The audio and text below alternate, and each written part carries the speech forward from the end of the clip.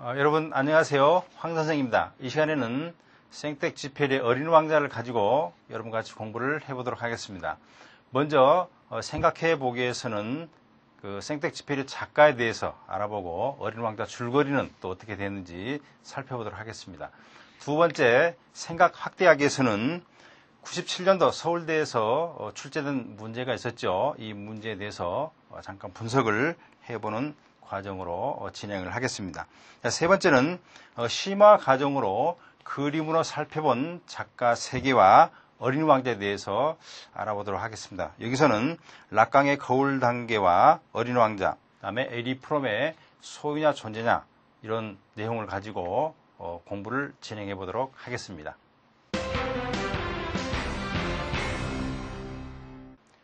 그럼 먼저 생각해 보기 위해서 작가를 알아보도록 하겠습니다. 이 생텍쥐페리라는 사람은 프랑스 사람이죠.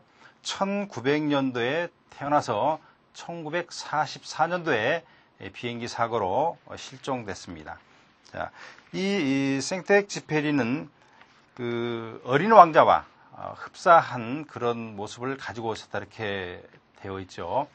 곱슬곱슬한 그런 머리를 가지고 있고 갈색 머리털 이렇게 이야기를 하고 있습니다. 그리고 이 생텍쥐페리는 그 호기심이 많은 사람이에요. 그래서 여러 가지 일들에 대해서 경의와 찬탄을 보냈던 그런 그 유년 시절이 있었고 또 장기가 많고 생기가 넘치고 영리한 그런 사람입니다. 그래서 철이 들면서 시도 썼고 또 엉뚱하게도 돛 달린 자전거도 이제 만들어 보는 이러한 그 창의적인 그런 노력이 있는 사람이고 집중력이 있었고 감정이 풍부하고 또 다정다감한 그런 그 사람으로 기록되어 있습니다.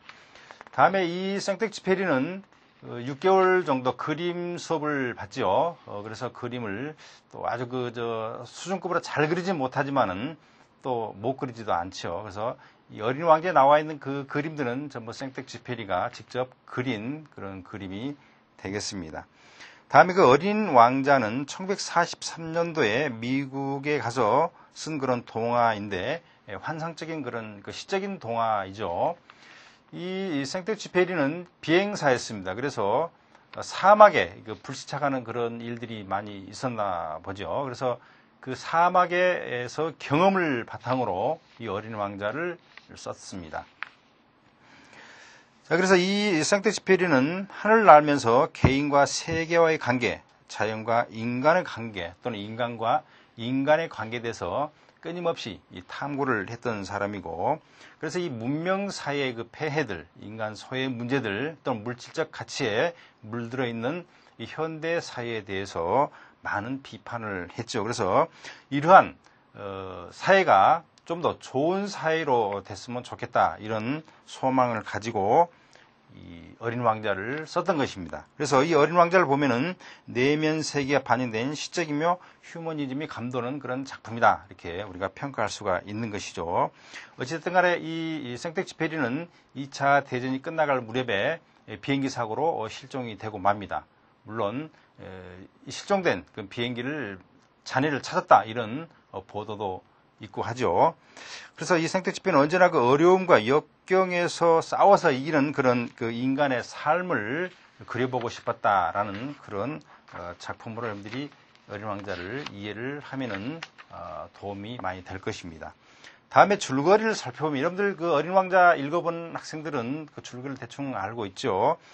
내가 이제 만납니다. 그러니까 생텍쥐페리가 어린 왕자를 만나게 되는 그 과정이 시작 부분에 나와 있죠. 다음 양도 만나고 또 이 어린 왕자는 소혹성 B612호에서 왔고 또 그 어린 왕자 고향에는 바오밥 나무가 있고 또 이 어린 왕자는 그 해질녘 그래서 그 석양을 즐겨 바라보는 이러한 그 사람으로 이제 묘사가 되어 있습니다. 다음 또 양이 꽃을 먹는 것에 대해서도 관심을 가지고 있고 다음에 이제 그 씨앗이 떨어져서 꽃이 피니까 그게 물을 줘서 꽃도 이렇게 잘 키우죠. 다음에 자기가 떠나온 날 아침 그 화산들을 또 깨끗이 청소도 이렇게 합니다.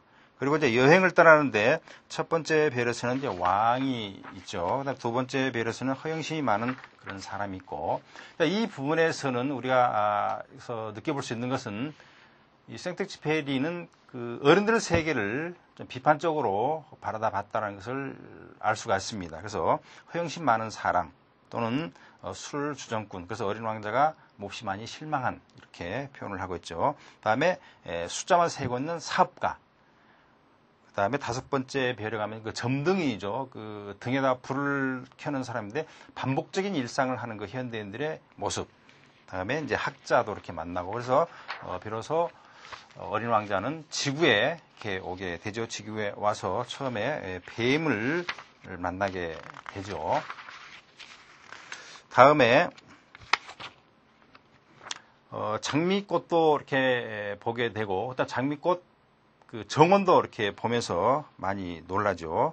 다음에 마지막에 이제 어린 왕자는 여우를 만나게 됩니다.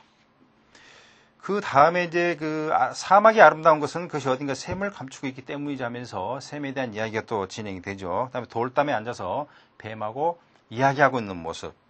다음 마지막에 여우와 만나서 대화하는 이런 내용으로 되어 있는 그런 동화가 어린 왕자가 되겠습니다. 그래서 여기까지 어린 왕자와 또 작가와 줄거리를 가지고 생각을 해봤습니다.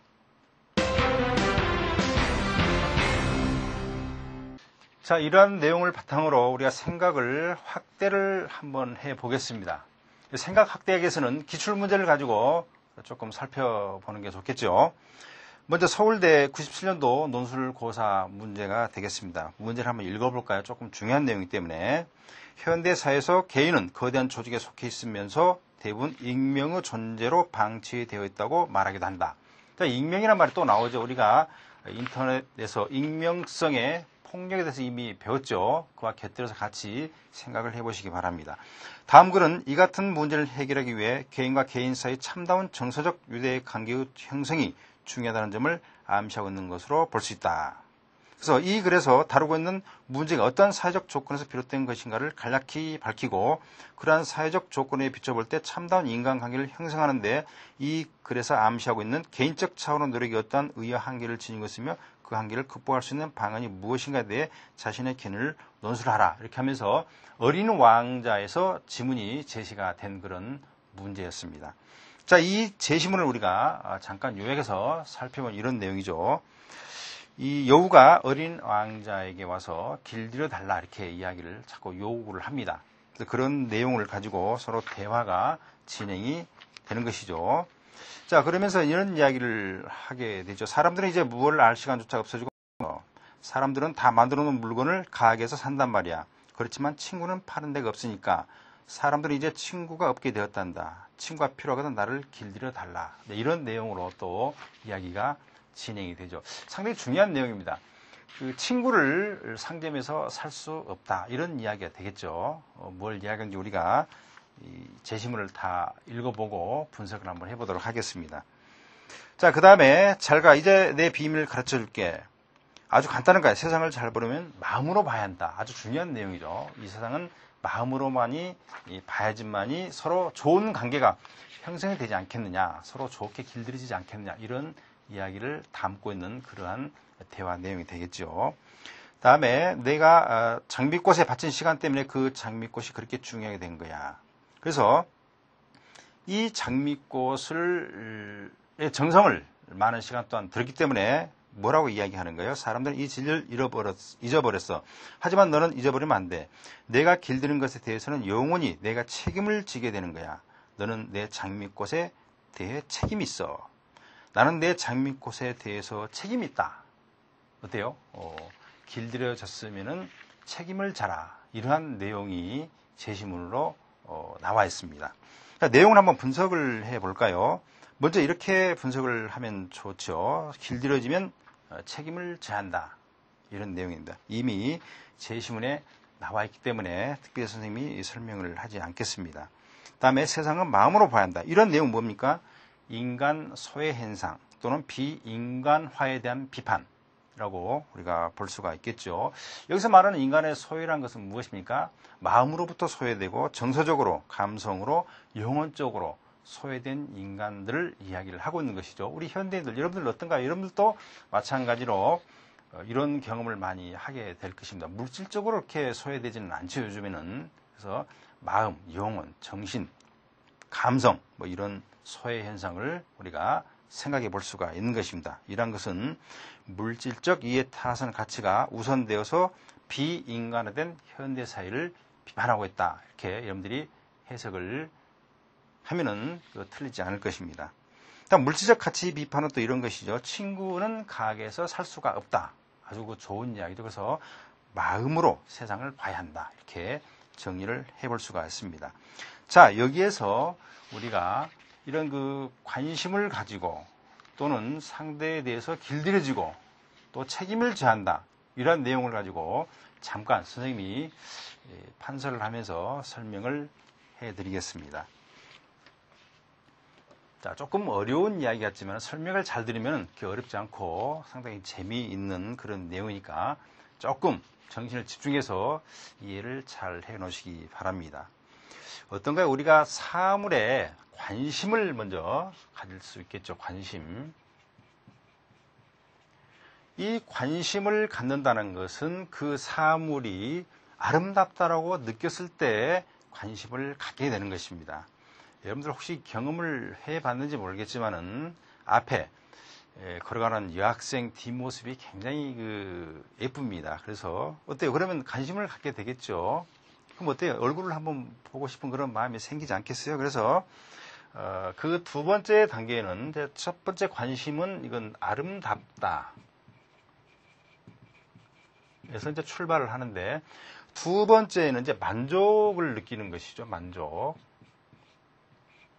자, 이 만족이라는 것은 뭐라고 이야기할 수 있을까요? 좋은 것과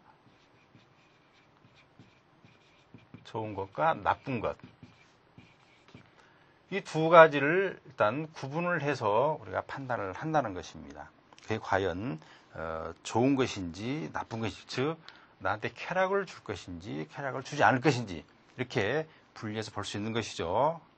우리 여학생 이야기를 했는데 어때요? 그 뒷모습이 예쁘니까 이거 얼굴이 좀 예쁜가 보자고 가서 봤는데 좋은 거 나쁜 거 그 순간에 바로 이렇게 또 판가름 나겠죠. 그러나 어린 왕자에서 이렇게 나오지 않습니까? 마음으로 봐라 그랬죠. 마음을 봐야지 예문을 보면은 안 되겠죠.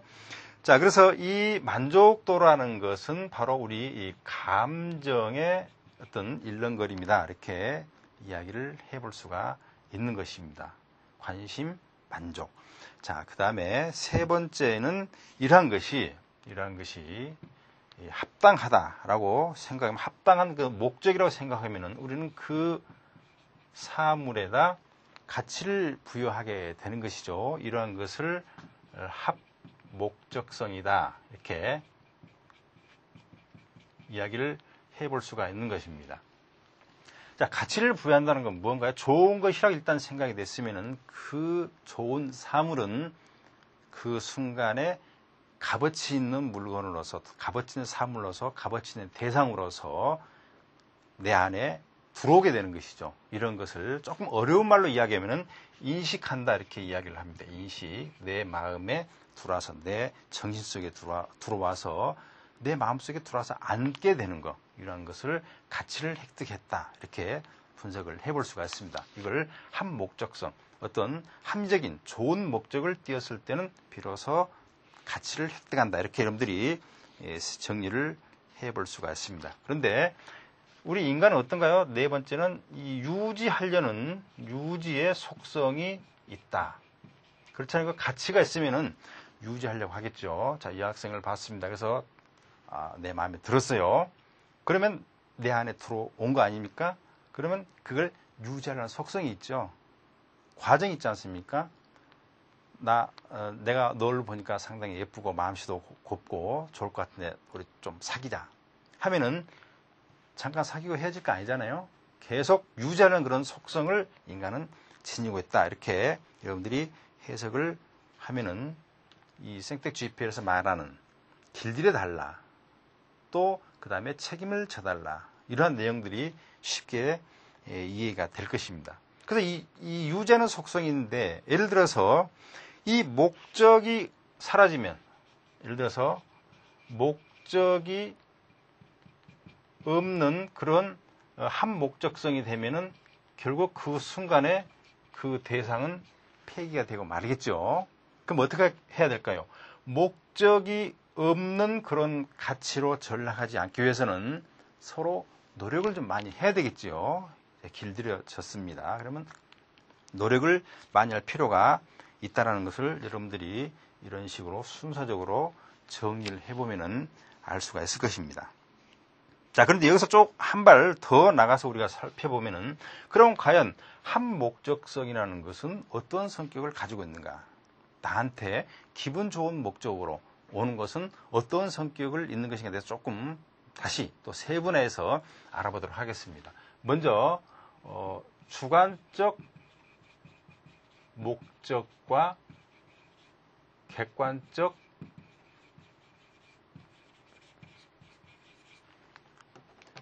목적, 이렇게 두 가지로 나눠볼 수가 있는데, 이 주관적인 목적은 무엇일까요? 자기 개인의 어떤 쾌락 또는 개인의 만족 상태를 우리가 생각해 볼 수 있는 것이죠. 다음에 객관적인 목적은 얼마만큼 유용한 것인가, 그 다음에 도덕적으로 선한 것인가. 자, 이러한 객관적인 목적은 이 두 가지를 따져보면서 결정을 한다라는 그런 이야기가 되겠습니다. 조금 복잡한 것 같지만 이렇게 순서적으로 잘 정리를 한번 해보시기 바랍니다. 어떤가요? 주관적인 것은 그냥 개인적인 것이고, 객관적인 것은 얼마만큼 유용하고 그 다음에 선한 것인가, 도덕적으로.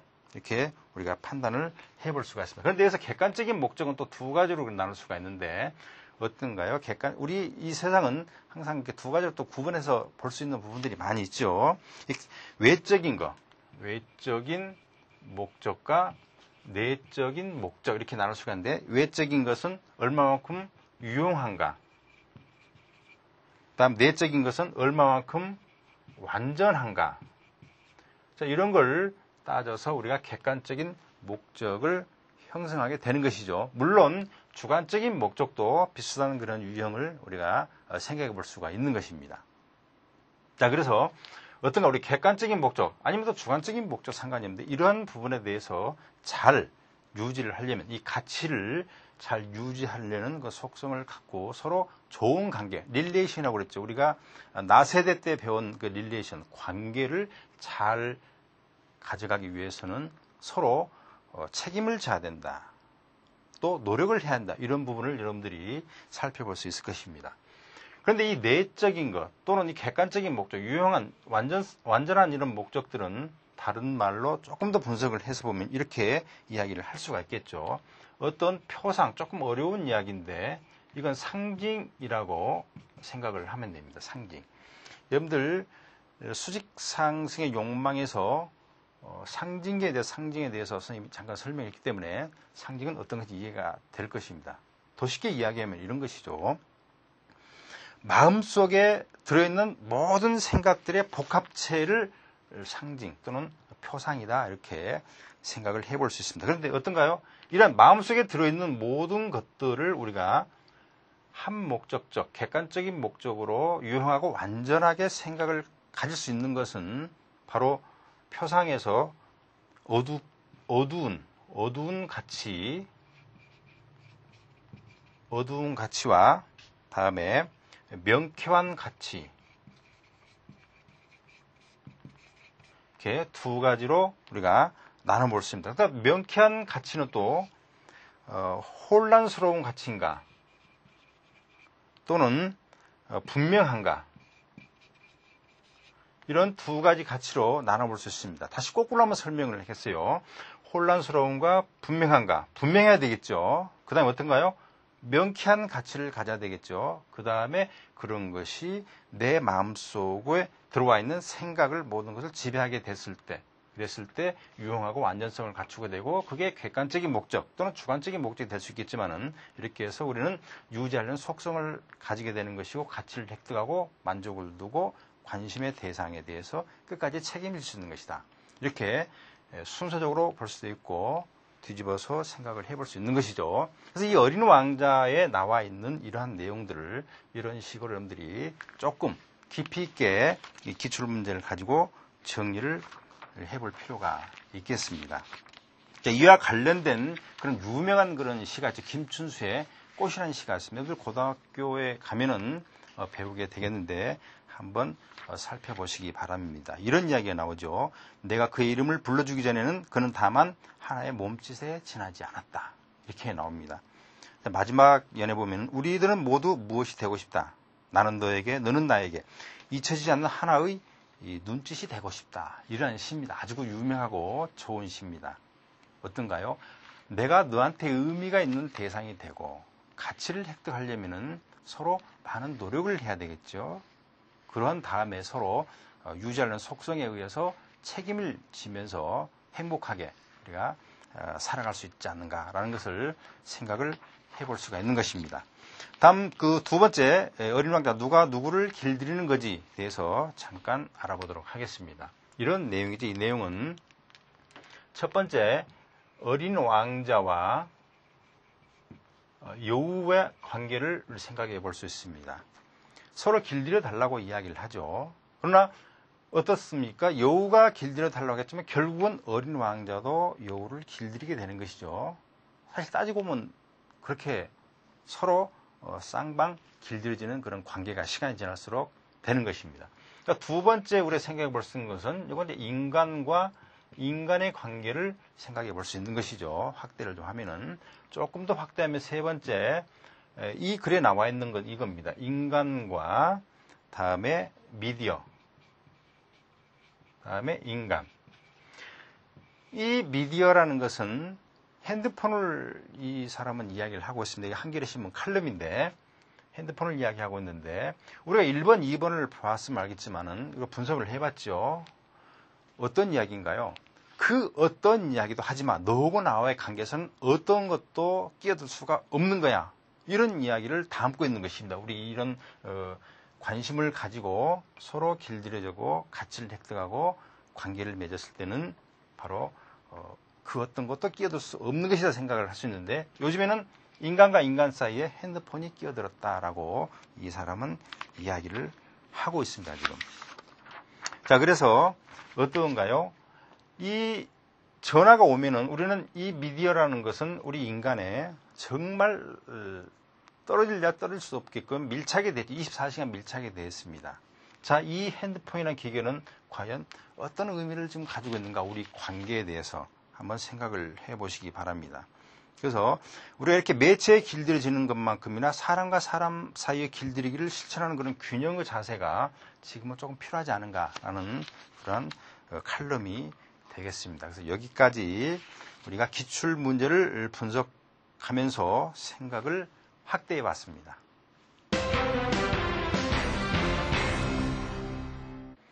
여기서 이러한 내용을 가지고 마지막으로 생각을 정리를 해보도록 하겠습니다.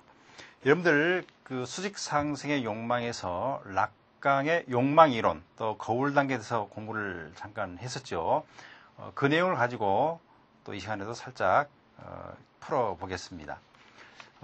락강의 거울 단계는 이런 것이죠. 6개월에서 18개월 된 아기의 단계인데 이 단계가 넘어가면 이건 이제 상상계라고 이야기했죠. 상상계. 이 단계가 넘어가면은 상징계로 진입을 한다고 그랬습니다. 이 단계가 넘어가면 약 3살이라고 이렇게 이야기했죠.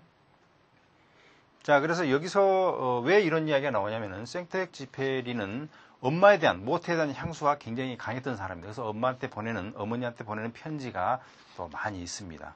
그래서 굉장히 괴로워했고 또 갈등을 많이 했던 그러한 사람이었죠. 그래서 이런 이야기를 하는 것입니다.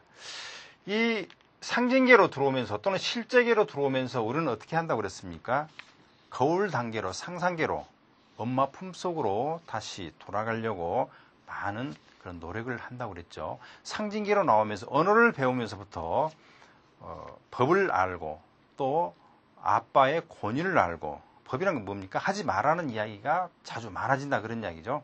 그래서 굉장히 고통스러워한다, 이렇게 우리가 볼 수 있습니다. 그래서 락강의 거울 단계를 가지고 생텍쥐페리의 그 모태에 대한 향수, 엄마에 대한 그런 생각들을 우리가 여기서 잠깐 생각을 해볼 필요가 있는 것입니다. 그래서 마지막으로 이제 어린 왕자의 주제인데, 어린 왕자 주제는 선생님이 이야기했듯이 현대 문명을 이제 비판을 했고, 또 인간의 그 내면 세계, 마음의 영혼의 소외에 대해서 많은 비판을 했던 그런 책이 바로 어린 왕자입니다.